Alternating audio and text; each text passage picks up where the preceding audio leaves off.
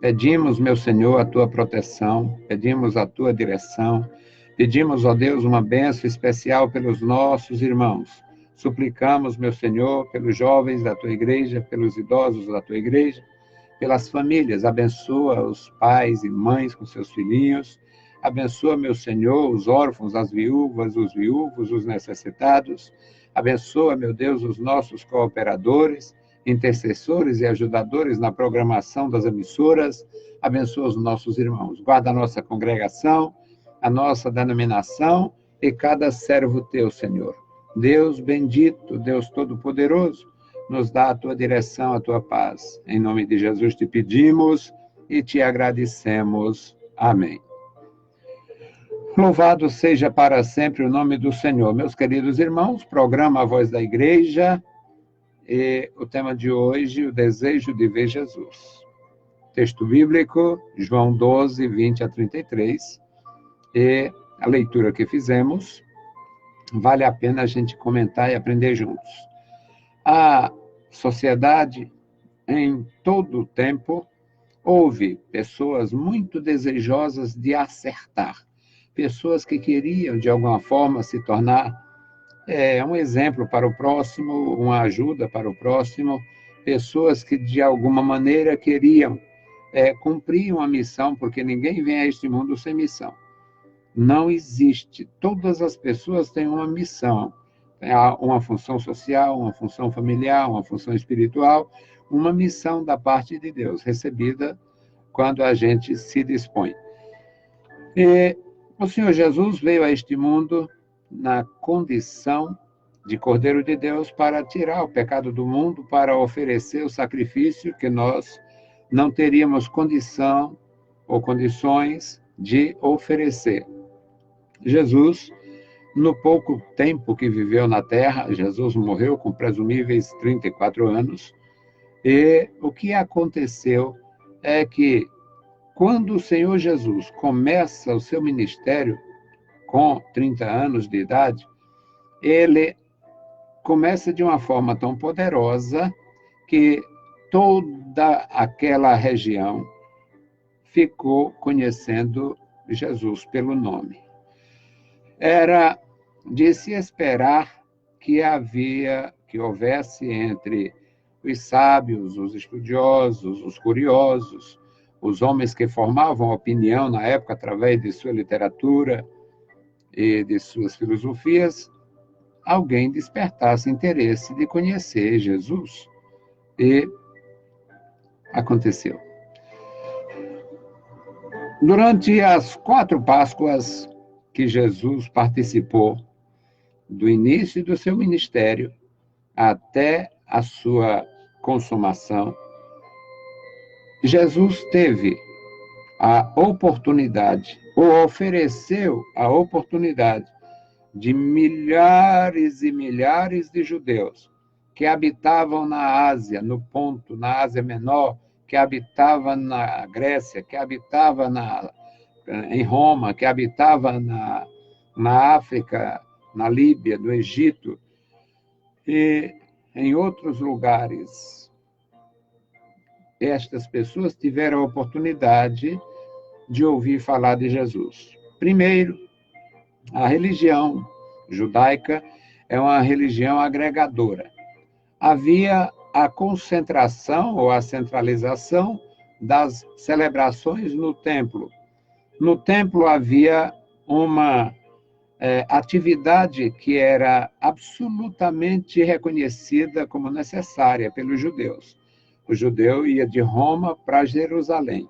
A finalidade dele, conhecer, visitar parentes, conhecer mais alguém da sua fé, da sua comunhão, e servir a Deus, oferecer um sacrifício ao Senhor, um holocausto pelos seus pecados, ou um sacrifício pacífico com seus familiares para fortalecer as relações, porque era esta uma das finalidades do sacrifício pacífico.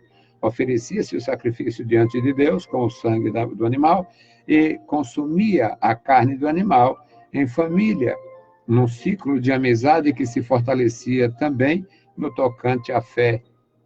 E nas 4 Páscoas que Jesus participou, ou pelo menos nas 3, porque na última o cordeiro era ele, o cordeiro seria ele, ele teve muitos admiradores. Muita gente admirou Jesus. Muita gente ouviu falar de Jesus. Na primeira Páscoa, ainda no ano da sua... praticamente ele era desconhecido, mas era visto como o carpinteiro, o filho de José, o filho de Maria, era o carpinteiro, era o Nazareno, o Galileu. Na segunda Páscoa, ele já era o mestre que havia ressuscitado mortos, que havia transformado água em vinho e tal. Na terceira Páscoa, ele já era o mestre que tinha todo mundo contra ele, pelo menos todo mundo dominante. Ele tinha as autoridades romanas, portanto civis, e as autoridades religiosas, e também as autoridades civis de Israel. Ele tinha inimigos em 3 frentes. Autoridades religiosas, porque ele quebrava paradigmas. Autoridades civis, porque ele realmente ensinava a palavra de Deus e não aquela coisa que se tinha como natural e normal, uma espécie de enrolação. E ele ensinava com fidelidade e caía na graça do povo. Muita gente admirava e fazia, querendo ou não, uma comparação, que ele era diferente dos fariseus, que ele era diferente dos doutores da lei, que ele era diferente. Ele não era um mestre qualquer, ele não era um indivíduo que falava para agradar, ele não tinha um projeto pessoal. O seu projeto era cumprir a vontade de Deus. Então, meus amados, o Senhor Jesus se tornou conhecido pelo nome. Em muitos lugares fora da jurisdição de Israel, fora das províncias do Oriente Médio, e em muitas províncias da Ásia, do Egito e na Europa, o Senhor Jesus era conhecido. Onde havia sinagoga, onde havia judeu, onde havia pessoas que haviam participado, ou seja, havia uma rotatividade dos servidores do Império Romano. E os indivíduos que eram transferidos da Judéia para a África, mas na Judéia conheceram Jesus, na África eles ficavam falando de Jesus. Indivíduos que eram transferidos da Judéia para a Ásia, o Império Romano cobria toda aquela região, o mundo antigo. Então, o nome de Jesus já era conhecido. Jesus era conhecido pelo nome, pelos que tinham admiração e respeito, pelos que tratava apenas como um religioso, como um complexo, misterioso, de discurso difícil de se entender, que usava, e conforme muitos pensavam, ele abusava de parábolas, e o ponto é que Jesus era bastante conhecido pelo nome. E nós não sabemos, esses gregos eram prosélitos, e eles chegaram em Jerusalém, e era, na verdade, a última Páscoa. E eles queriam ver Jesus. Eles desejavam ver Jesus. Nosso tema hoje, o desejo de ver Jesus. E eles procuraram os servos do Senhor Jesus. Queriam ver Jesus. E procuraram Filipe. Filipe era um homem importante, que tinha uma credibilidade junto aos discípulos, junto ao Senhor Jesus. E esses gregos que haviam subido para adorar, João 12:20 diz, havia alguns gregos entre os que tinham subido a adorar no dia da festa. Essa festa era a Páscoa, e esses gregos eram prosélitos. E eles se dirigiram a Filipe, que era de Betsaida, da terra de Pedro, da região onde Pedro morava, onde André morava. Ele era de Betsaida, da Galileia, e rogaram, Senhor, queríamos ver Jesus. Como é que a gente faz? O que é necessário fazer para conhecer Jesus? Para conversar, para falar com Jesus? Quem sabe, entrevistar Jesus. Filipe avisou o André. O André e o Filipe disseram a Jesus. E Jesus reconheceu que era o momento da glorificação do seu ministério, que não aconteceria sem a cruz. Jesus disse: é chegado a hora em que o Filho do Homem há de ser glorificado. Não haveria glorificação sem a cruz. Jesus poderia ter dito assim: é chegada a hora em que o Filho do Homem há de morrer. Ele tinha falado de sua morte muitas vezes, mas a morte de Jesus não era como seus adversários pensavam, admitir e desejavam, um fim. A morte de Jesus era a entrada para a sua glória, a sua vida gloriosa, para a eternidade, a sua experiência. Ele, neste mesmo Evangelho de João, quando ele diz: Pai, eu quero que onde eu estiver, eles estejam comigo para ver a glória que eu tinha contigo antes da fundação do mundo. Jesus Cristo falando de sua eternidade, de sua divindade. Então ele queria, naquela condição, ainda como homem judeu, ele queria que o Senhor guardasse os seus discípulos, os discípulos perseverassem firmes para ter o privilégio de conhecer a glória de Deus, a glória que Jesus desfrutava antes que existisse o céu, a terra, o céu físico, obviamente, antes que existisse a natureza, a criação material, a criação da matéria, para que eles vejam a glória que eu tinha contigo antes da fundação do mundo, antes que o mundo existisse. E Jesus, como tinha maestria em ensinar por parábola, ele diz no versículo 24: na verdade vos digo que o grão de trigo caindo na terra, se não morrer, fica só ele. É apenas um grão que caiu, mas se morrer ou se germinar, dá muito fruto. A germinação da semente, todos entendemos, é realmente uma transformação de uma coisa em outra. Uma semente, ela germina e passa de uma simples semente a uma planta. E é nesta condição que ela vai frutificar. O Senhor Jesus, meus amados irmãos, ensinou com perfeição em todos os aspectos do seu ministério. Em seu ministério, Jesus Cristo fez isto de uma forma profunda. E ele passa a ensinar a respeito desta semente. No versículo 25, quem ama a sua vida, quem ama a sua vida, perdê-la-á. Quem ama a sua vida, entregue para germinar. Quem ama a sua vida, entregue para que ela frutifique.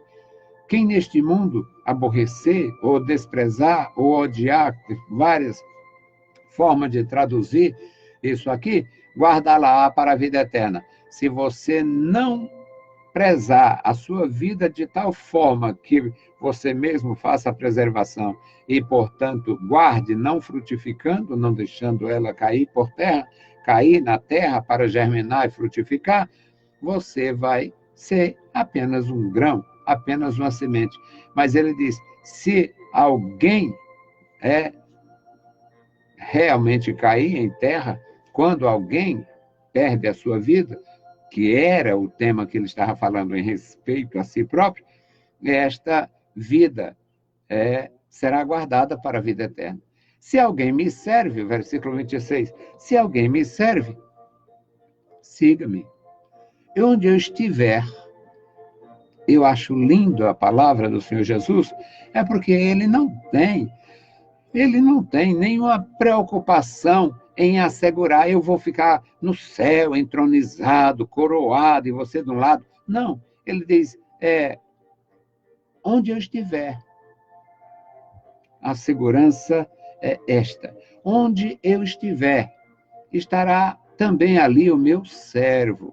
E se alguém me servir, meu Pai o honrará. Jesus Cristo ensinando. Ele não quis, em nenhum momento, ele se arrogou, em nenhum momento ele encoraja o arrogante.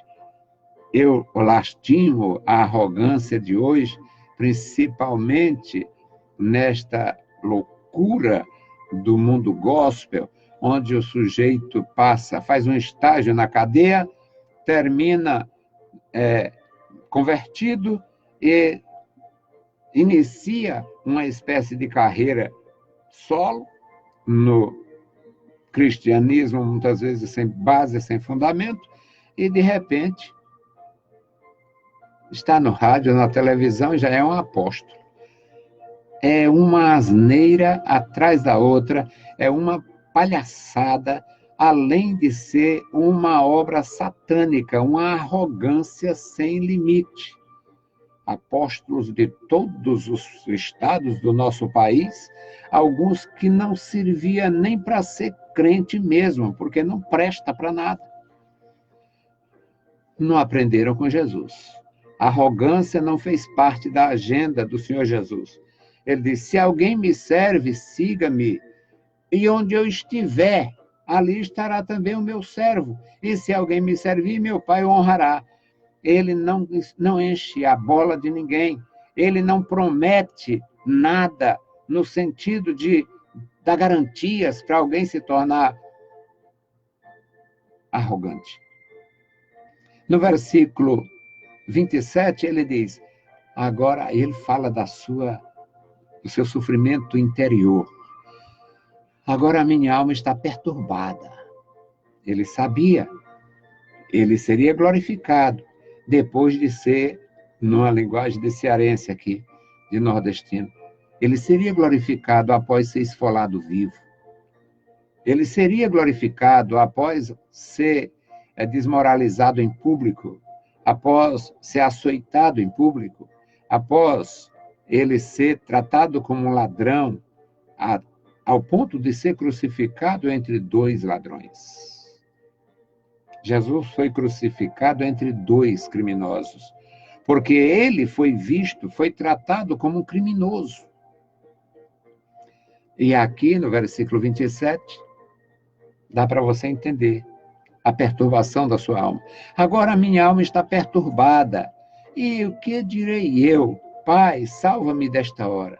Mas, para isto, vinha esta hora. E ele diz, Pai, glorifica, já que não podia evitar, não devia evitar, não iria evitar. Ele diz, Pai, glorifica o teu nome.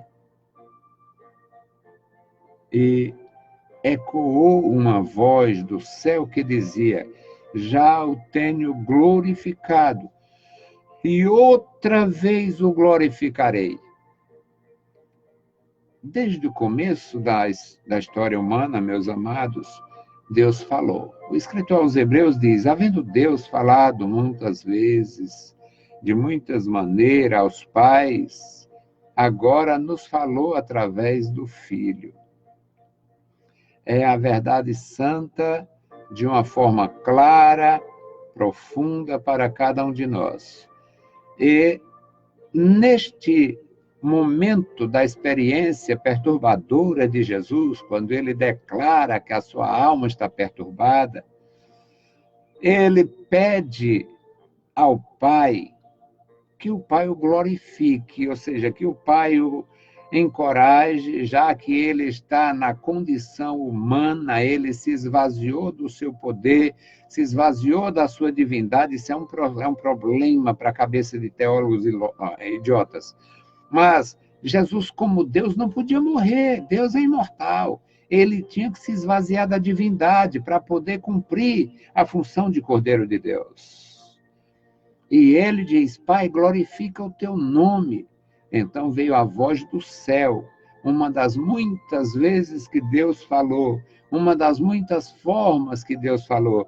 Uma voz ecoou dos céus, uma voz ecoou dos céus. Já o tenho glorificado e outra vez o glorificarei. Mas desde que Deus se expressou, desde o começo da história humana, alguém ouviu, mas não entendeu a voz de Deus. A multidão reunida ouviu a voz e alguns diziam, isto foi um trovão, e outros diziam, foi um anjo que falou. Os dois estavam errados. Não era a voz do anjo, era a voz do Pai. Não era um trovão, era a voz de Deus. E Jesus disse: esta voz não veio por amor de mim, simplesmente. Esta voz veio por amor de vocês. E o juízo deste mundo será expulso. Agora é o juízo deste mundo. E o príncipe vai ser expulso, será expulso. Era Jesus falando da sua morte, da sua ressurreição. A pior das tragédias para Satanás e todos os ímpios foi a ressurreição de Jesus. O Senhor Jesus, poder sobre a vida e sobre a morte, poder de perdoar pecados, poder de transformar, poder absoluto. Não como homem. Como homem, ele deveria realmente se esvaziar, esvaziou-se da sua divindade, até porque, não esqueça isto nunca, Deus é imortal. Como Deus, Jesus não morreria. Ele morreu como Cordeiro de Deus, portanto, morreu como homem. E ele diz, meus queridos irmãos, quando eu for levantado da terra, atrairei todos a mim.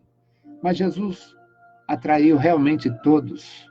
Jesus atraiu seus amigos por causa do sofrimento, da angústia, por causa da ignomínia da sua execução. Para os inimigos, Jesus estava sendo executado.